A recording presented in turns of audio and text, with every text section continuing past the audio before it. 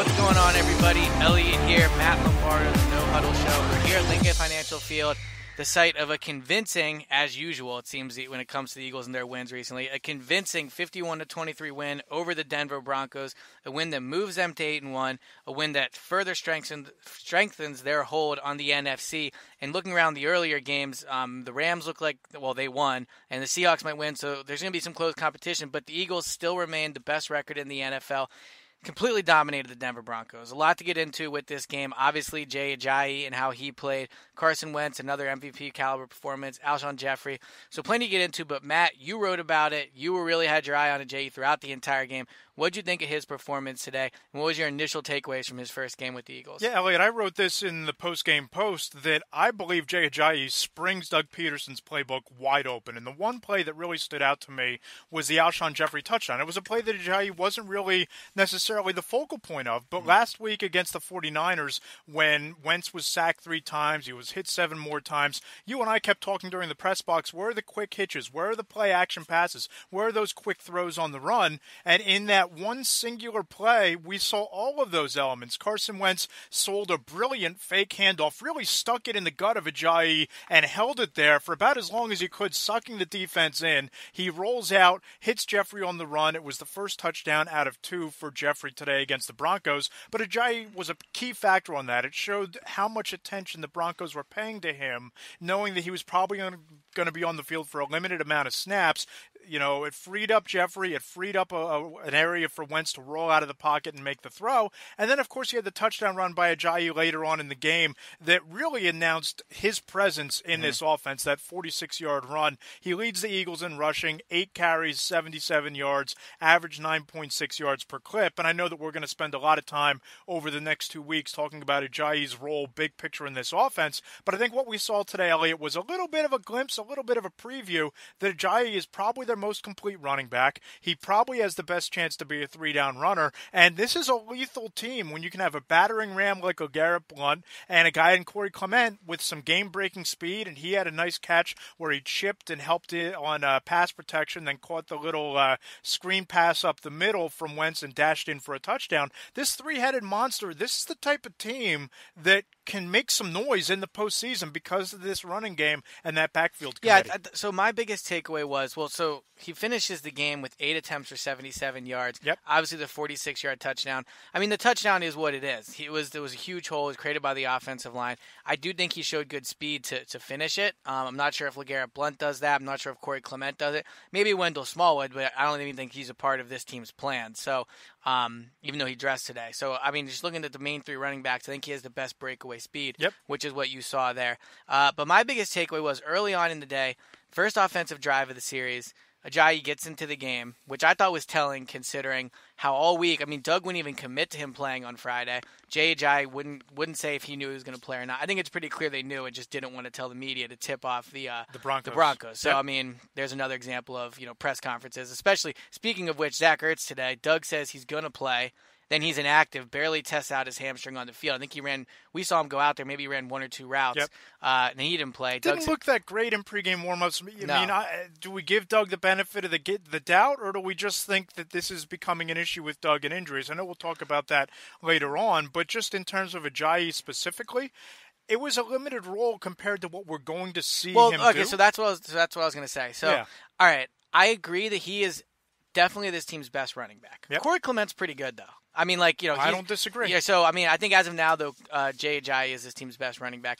I think they have a legitimate 3-headed monster in Ajayi, Clement, and Blount. And I don't throw that term around lately. People like to say that very quickly sometimes because you have 3 running backs on your roster. But no, I think they have a legitimate three-head monster. I think you saw that on the first drive. Ajayi gets in there. Corey Clement gets in there.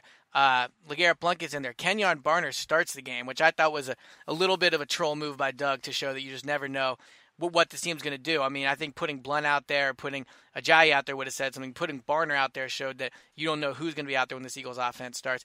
I think Ajayi is going to be the big running back here. I mean, he was third on the team in carries today. Corey Clement had a team-high 12 carries. LeGarrette Blount has 9. Ajayi has 8. Yep. Smallwood ends with 5, but had this been a blowout game, he probably doesn't even touch the ball. Yeah, those were mostly garbage yards and garbage carries. He had the 126-yard gain in the fourth quarter, and they had a couple more carries after Carson Wentz was pulled and Nick Foles was in there.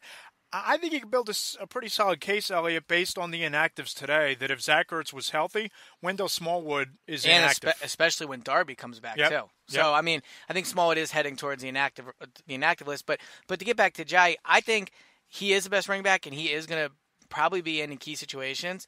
But I think they are dead serious about going forward and having a 3 running back committee because it benefits everybody. I mean, Ajayi, a guy who there was concerned about his knees coming out of coming when he was coming out of Boise State at the draft. He gets a little less wear and tear on his knees.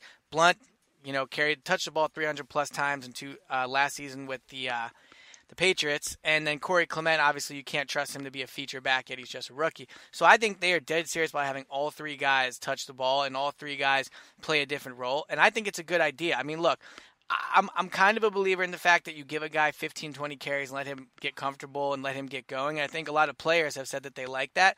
But the results today speak for themselves. I mean, let's see, Ajayi 77, Corey Clement 51, Blunt 37. I mean, that's over or close to 150 yards roughly that they were able, or over 150 yards that they were able to get against a Broncos rushing defense that was number 2 in the NFL coming in today. And they didn't just get those yards. I mean, they were like gaping holes. They were breaking tackles. It was extremely impressive. So what Ajayi did was good to see. And again, it just speaks to the fact that how he got this guy for a 4th round pick is laughable. But I do think that they want to do a three-back committee. I think you saw that today. I think Ajayi's role is going to grow, but I still think we're going to see a lot of Corey Clement and a lot of LeGarrette Blount as the season goes on. I don't disagree with any of that, but let's just also remember that Jay Ajayi was here for 3 practices and a walkthrough. So he didn't digest the entire playbook. He has 2 weeks now to prepare for the game against the Cowboys, 2 weeks to sit down with Deuce Staley, the running backs coach, Frank Reich, the offensive coordinator, with Doug Peterson, and really master this playbook so that we're going to, I believe, get a truer sense of how this 3-headed monster is going to shape up in Dallas. I agree with you. It is a backfield by committee. My only point is that I think that you're going to see Ajayi get a lion's share of the carries, but on 3rd down, and if it's 3rd and 2, 3rd and 3, LeGarrette Blount will go out there. If it's 1st and goal from the 1, I think LeGarrette Blount goes out there. And if it's a tight game late, if the Eagles are up by 3, 6, 10 points in the 4th quarter and they need somebody to salt out a win, that's where I think LeGarrette Blount is going to be most effective. He's going to be that battering ram that when in the 4th quarter defenses are tired,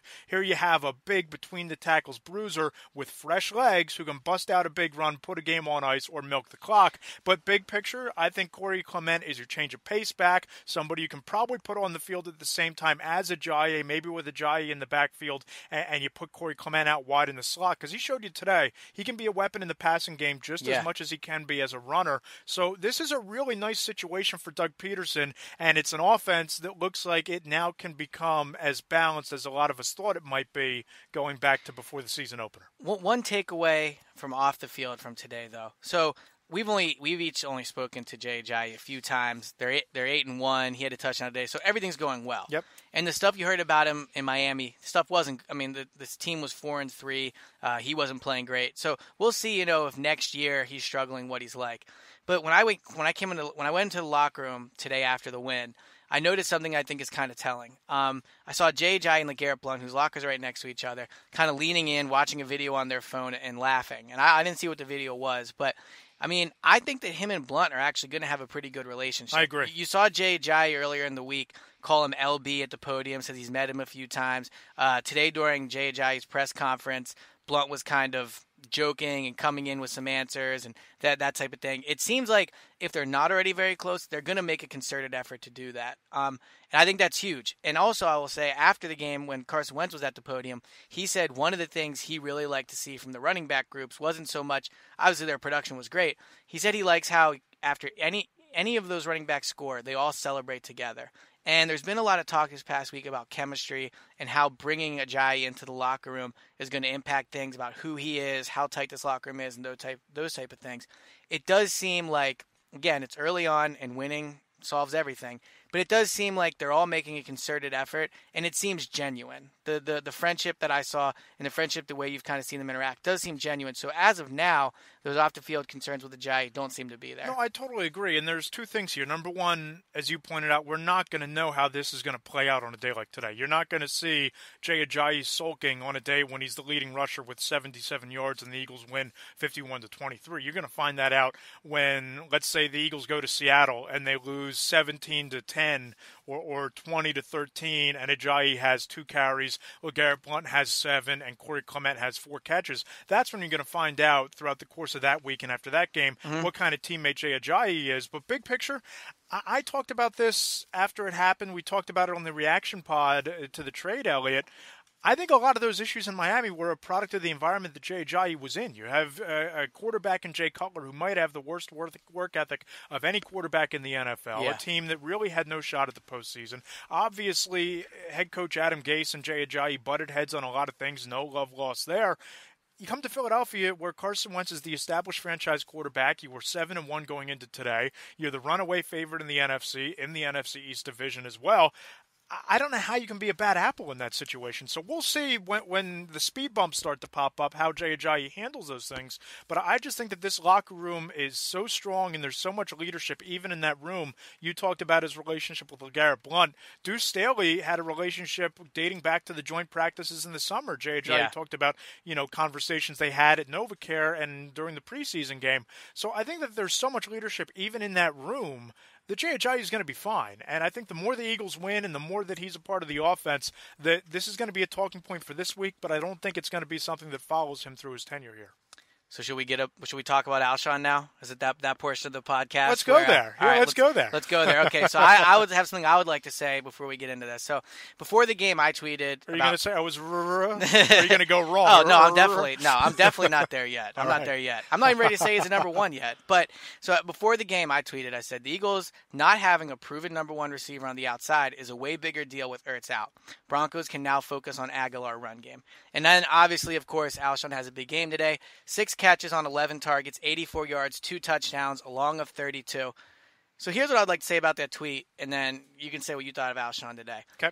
I still don't think Alshon's a proven number one, but that's not a slight. There's only 5 or 6 maybe legitimate number one receivers in this league. Maybe, so maybe 10. You're talking about elite, top-tier receivers, not necessarily number one on a team, but top-tier in the league. I'm talking about guys that are going to go up against good teams, good cornerbacks, and win one-on-one matchups. Alshon had a good game today. There's no denying it. But if you look at that first touchdown he had today, how many receivers can make that play? He's not even touched. Then the second touchdown was also – I haven't had a chance to watch the beginning of the route yet, but he was open in the back of the end zone. Again, I'm not slighting Alshon. I'm not. But the only thing I'm saying is I'm not ready to say he's a proven number one. So everybody out there retweeting it or mentioning me and all those things, I still don't think he's a number one. He had a great game today. Him and Wentz are coming along well. You can retweet and like it all you want. I'm not ready to say it yet. So now that I have that off my chest, what were your takeaways from Alshon? Can we go big picture real quick on Alshon? Yeah. I know we've talked a lot about stats and numbers and the fact that he doesn't have a 100-yard game, and that's fine. But I don't think that this offense necessarily is built for one receiver not playing in the slot or playing tight end to have that kind of performance week after week. Would you agree? No, and look, I and you can back me up on this. I have said I would re-sign Alshon at the right price. Right. So I'm not anti-Alshon, like get him out the building. I just think everyone wants him to be this dominant number one receiver. He hasn't been that yet. That being said, 3 touchdowns over the last 2 weeks. Mm-hmm. He's starting to come on. 2 today. He's starting to come on a little bit. I'm open. Look, if Week 17 comes around, I'll say if Alshon's a number one. He's not yet, but these past 2 weeks, you might be starting to see with him and with Jeffrey and Wentz on the same page, things might start to happen here. Let's go big picture. 5 years in Chicago, first 5 years of his career, average 61 catches per year, 919 yards, and 5.2 touchdowns. Here we are, 9 games into this season. Eagles go into the bye week in Week 10. So far, Alshon Jeffrey has 28 catches, 416 yards, and 5 touchdowns. So he's on pace to have around an average year. And more touchdowns. And he's more already touchdowns. Got 5. Yeah. Right. And we've talked about Carson Wentz arguably being the best quarterback he's had. This is one of the few opportunities where he's been that established number one receiver. A lot of times he had guys like Brandon Marshall there, and there have been complementary weapons around him. But by year's end, I wouldn't be shocked. I know he's probably not going to have a career high type of a year, but we're only 9 games into him working working with Carson Wentz. And, it takes time. Look at what's happening. It's a dumpster fire in Tampa Bay with Deshaun Jackson and Jameis Winston. That's just not working out. Terrell Pryor and Kirk Cousins haven't gotten on the same page.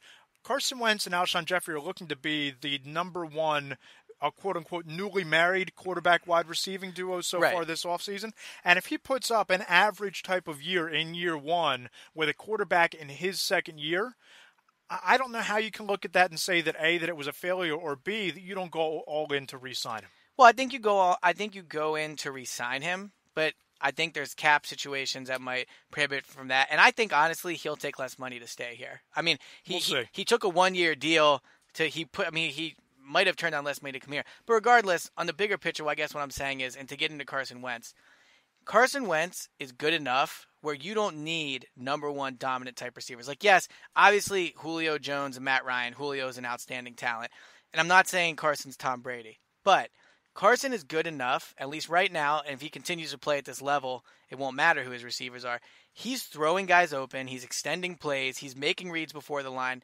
I'm not discrediting Alshon, or at least if I am, I'm not meaning to, for what he's doing. But what I'm saying is Carson Wentz is the reason that first touchdown happened. Carson Wentz is the reason his second touchdown happened. The first one you can also say Jay Ajayi, because I'm telling you that play action fake drew in the defenders up front. It allowed Carson to roll out, and he threw Alshon Jeffrey open. So I think that while Alshon was the benefactor there, I don't think we can discount Jay Ajayi in play action, because that's not something the Eagles have done, and Wentz making that throw. Yeah, no, and I'm not trying to discount anybody on the play. What I'm saying, though, is to get into our Carson Wentz talk for today about how he played. I mean, 15 to 27, only 199 yards, but 4 touchdowns, completely dominated this game early on. Was razor sharp, put nice touch on his passes when he needed to. It's kind of the larger picture debate, not just about the Eagles, but the NFL in general, is if you're an elite. I mean, we say it all the time. When's the last time an elite receiver won his team the Super Bowl? Julio Jones almost did it last year. Obviously, there was other parts. Right. But what I'm saying is, if you're the Eagles this offseason, and we're getting ahead of ourselves, but if you're the Eagles this offseason, investing huge money in a wide receiver might not be something you want to do, simply because you can see how well Carson Wentz played today. And today, the Eagles receivers go against a really good secondary and a really good Broncos defense. I mean, they put up 51 points on a defense that was rated number one in the NFL coming into the game, and was giving up an average of 21. They put up over twice what the Broncos were averaging on them. And at one point, they were on pace to average 62 points, or to put up 62 points today. They finished with 51, and they didn't even keep Wentz in the game. So obviously, the offense is completely clicking right now. And I do think that because of how well Carson Wentz is playing, you're about to see big numbers from a lot of people, because Ertz is going to come back. Jeffrey and him are starting to be on the same page. I mean, 6 of 11 today. I'll have to go and look, but I would guess that's the highest percentage of receptions compared to targets he's had this year. I mean, even last week, I think he was 3 of 7 throwing at Jeffrey. So they're starting to get on the same page a little bit more. Burton had a good day today. I just think Wentz is playing at such a high level, it almost doesn't matter who's out there receiving. Well, I think what we saw today, Elliot, was the continued evolution of Carson Wentz as a quarterback, because I don't think either one of us would dispute or disagree with the fact that Zach Ertz has been his number one target. Would you agree? Yeah, although it is crazy how, as of now, I think Jeffrey will have more targets. But I agree, he's his favorite target. Favorite target. Undisputed favorite target. Best red zone weapon, 5 for 5 on targets in the end zone. Zach Ertz didn't play today. And we can talk about the numbers not being what we've seen out of Wentz, only 199 yards, but those 4 touchdowns and only sacked once, and the passer rating of 118.7. This is the evolution of Carson Wentz, a quarterback, because his favorite target wasn't out there. And let's even look at Nelson Aguilar. Nelson Aguilar was only targeted 4 times, 2 catches for 36 yards. He's been Carson Wentz's second favorite target. When Zach Ertz wasn't there, the next read was, where's Nelson Aguilar? Is he open? And sometimes even the first read over the middle, given his speed. Today, you started to see Alshon Jeffrey become a focal point of the passing game. You saw Trey Burton come up with some big catches. You saw Brent Selleck with 3 catches, 2 of them coming on third down. Corey Clement had the 1 catch for 15 yards and a touchdown. So you're looking at Carson Wentz spreading the ball around, and as much as we want to say that losing out on Zach Ertz for this game was a big deal for the offense, and it certainly was, if you're an Eagles fan, you have to come away encouraged with the fact that Wentz was still able to produce, still able to throw 4 touchdowns and move this offense the way that he did without Zach Ertz being out there. To me, that might be the most impressive thing that Wentz did today. And they did not seem like they were afraid of a Talib. I mean, after the game, Wentz said, look, we know he can be an aggressive corner, and it seemed like they kind of tried to pounce on that. I mean, targeting Alshon 11 times, I don't know how often that was against Talib, but I do think he was on him quite a bit. So, I mean, the offensive side of the ball, obviously everything clicked great today. 51 points, I mean, that's going to be one of their best days they're ever going to have. Talk about the defense briefly. Yep. First, Brock Osweiler is just terrible. So I'm not trying to... He's C.J. Beathard bad. Yeah, I mean, he's really bad. I thought, and we talked about it on the podcast on Friday, I thought because of how dominant the Denver defense is, they came in, number 1 overall, number 2 against the run. I really thought that if they were able to have the kind of success up front that the 49ers were able to have, that Brock Osweiler and C.J. Anderson and Demaryius Thomas and the weapons that they have on the outside would be able to play some ball control and keep the Eagles off the field. Brock Osweiler's terrible. Yeah, I mean, he's C.J. Beathard bad. Throws the ball should to make nobody Eagles in fans, particular. Yeah. He should make Eagles fans happy to know that they have Wentz, and it just also speaks to you go get the guy in the draft you think is your guy. So he's really bad. But one thing that did impress me about the defense today was the job they did stopping the run. The Broncos run the ball 19 times today for 35 yards. Obviously, they wanted to come in today and establish the run so that they could make things easier for Brock. When you fall behind early as quickly as they did, it's tough to run the ball. So that certainly helped the Eagles' defense, and the fact that Osweiler had to drop back and pass 38 times, that's going to help as well. But credit to the Eagles' defense. They sacked him 3 times. They picked off 2 passes. Rodney McLeod with the big interception in the second half with the big return. Yeah. You know, look, it's one thing to jump out a lead offensively and let your defense do the rest of the work, but we've been talking ever since the Carolina game. Points off turnovers have been huge for this team, and just the fact that this defense has been forcing turnovers has been something that has been a dramatic improvement over where they were as a group last year. And, I mean, look, there's only so many good quarterbacks in the league. So there's going to be weeks, the majority of weeks, where you're going to play bad quarterbacks, you're going to play bad defenses. It's one thing to play a bad defense, to play a bad offense, another thing to completely dominate it.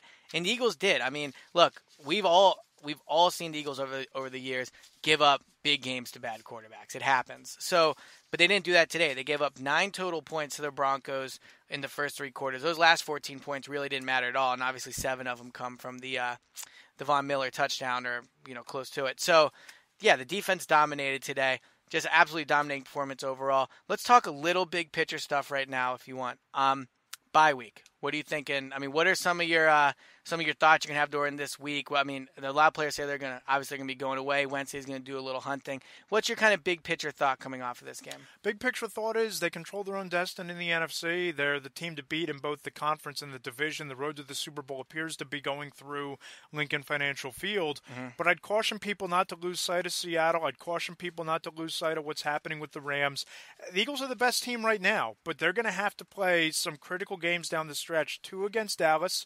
They have to go to Seattle, go to Los Angeles, and I know people are excited, and I know that the trend is out there that you wrote about today about starting 8-1. This team historically goes on to some pretty big things when that's their record through the first 9 games. 4 trips to the championship game / Super Bowl. I just think that we are about to find out just what this Eagles team is because of the opponents they play over the second half, where they play them, and when all is said and done, I think they still are the odds-on favorite to win the conference, but they're going to have to take care of business against some of the top quarterbacks in the league and in a couple of really grueling stretches that were put together by the schedule makers that starts out with going down to Dallas right after the bye. That is the crazy thing that at 8-1, I mean, the Seahawks are probably going to only still have 2 losses. The Rams have 2 losses. And they play both of them on the road back-to-back weeks. Yep. I mean, that is going to be... And then they come home, and I know that the Giants are dead, and they rolled over on their coach today.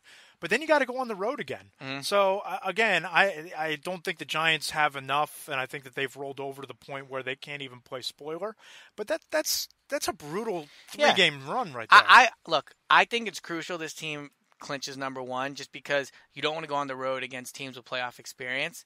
But it's not going to be easy to do. I mean, I think that, assuming Dallas loses to Kansas City, I didn't see what the score was on that yet. But regardless, they can lose to Dallas next week and be okay shape in the division.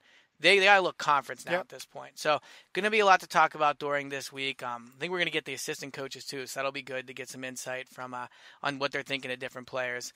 So as always, we appreciate everyone that's been listening. We're going to wrap this one up. The last thing I want to say, though, is we're at 210 comments. And last podcast, we asked you guys, we want to have some guests on this week. So we asked you who you would like to hear. We got a lot of Brian Dawkins responses. A lot of Brian Dawkins. That might be tough to pull off. I mean, we'll try, but that might be a challenge. I already asked the Eagles. Not looking good, but we'll keep at it. But I want to let you guys know we did see your comments, and we are going to try to make it happen. But if you have another suggestion besides one of the most popular Eagles in franchise history, that would be great. So keep giving us comments. Really appreciate it. We appreciate the 5-star review. And we're going to have our Hot Take podcast for you on Tuesday. Tweet at us. We'll read your reactions in the show. Hashtag the No Huddle Show, or email us at thenohuddleshow@NJ.com. We'll answer your questions. We'll go over some of maybe the hot takes you have off of this game. Bye week's going to be a little different. We'll still have the Tuesday pod for you. We'll probably have maybe 1 or 2 by Friday, but we'll still be around, obviously. No bye week for us here at NJ.com. Look forward to talking to it. Matt, we will talk to you soon. Talk to you Tuesday, Ellie.